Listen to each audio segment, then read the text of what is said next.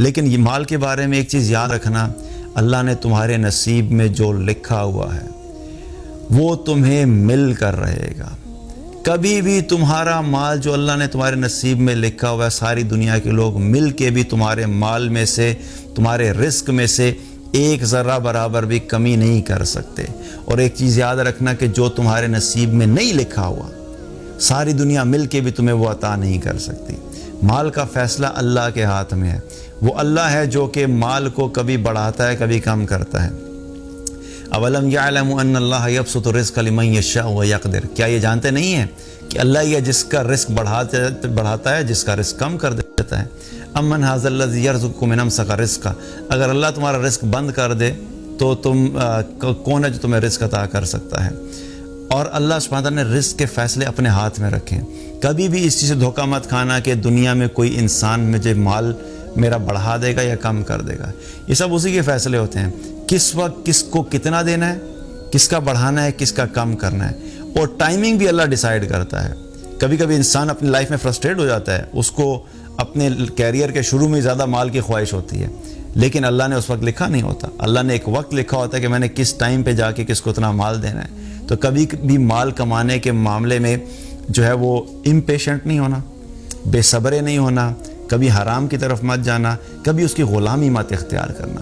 جو انسان مال کو مقصد زندگی بنا کے چلے گا وہ مال کا غلام بنے گا، اور جو انسان مال کا غلام بن جائے گا وہ اللہ کی غلامی سے نکل جائے گا، اور جو انسان اللہ کی غلامی سے نکلے گا وہ شیطان کا غلام بنے گا، اور جو انسان شیطان کی غلامی میں آئے گا شیطان کا ٹھکانہ جہنم ہے، تو اس انسان کا ٹھکانہ بھی جہنم بنے گا۔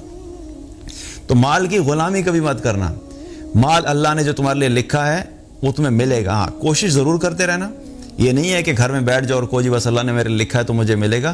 اپنی ایک سنسیئر ایفرٹ ہمیشہ رکھنا۔ حلال کمانا ہے، جائز کمانا ہے، دو نمبری نہیں کرنی، رشوت نہیں لینی، دھوکہ نہیں دینا، ان سب چیزوں کو اپنے ذہن میں رکھ کے لائف گزارنا، تو جو اللہ نے تمہارے نصیب میں لکھا ہے وہ تمہیں ملے گا۔ مال کو کبھی اپنا مقصد زندگی مت بنانا، ضرورت زندگی رکھنا، اور اس کو کبھی بھی اس سے دھوکہ مت کھانا۔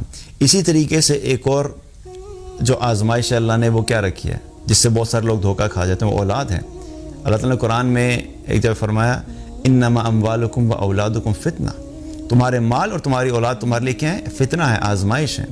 بہت سے لوگ اپنی اولاد کی وجہ سے کیا کرتے ہیں؟ دھوکہ کھا جاتے ہیں۔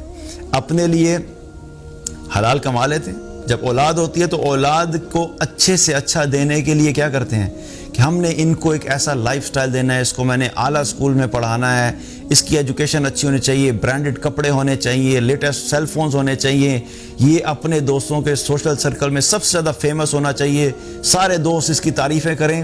ان کی جائز اور ناجائز خواہشات کو پورا کرنے کے لیے بہت سے لوگ جو ہے وہ غلط طریقے اختیار کرتے ہیں مال کمانے کے لیے۔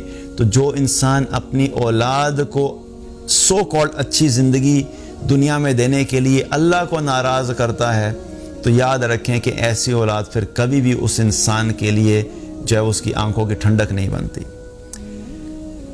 جو اولاد کے لیے اللہ کو ناراض کرے گا، اللہ اس کی اولاد کو اس کے لیے ناراض کرا دے گا۔ یہ اللہ کا فیصلہ ہے۔ جو انسان اللہ کو راضی نہیں کرتا اور اپنی اولاد کی خاطر اللہ کو ناراض کرے گا، تو پھر اللہ سبحانہ تعالیٰ کو ایسے شخص کی کوئی ضرورت نہیں ہے۔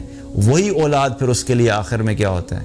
اس کو ٹھکرا دیتی ہے، کہ جس انسان نے اللہ کو خود نہیں پہچانا وہ انسان اپنی اولاد کو اللہ کی پہچان کیا دے گا؟